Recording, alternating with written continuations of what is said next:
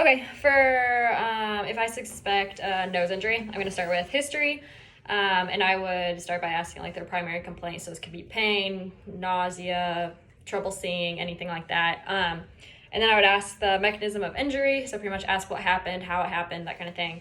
And then I would ask if they're having any problems from the injury. So that could be like heart, like difficulty breathing, difficulty seeing, something like that.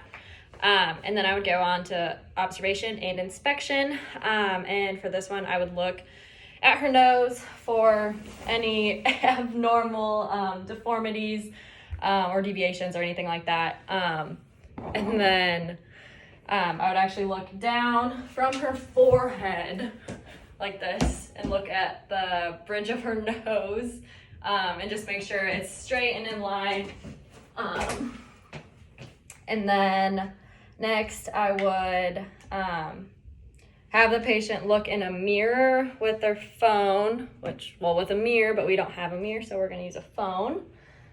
And so I'm just gonna have her look at her nose herself, see if she notices any differences, anything like that. And so then after I do that, I'd also make sure to inspect for a fracture immediately.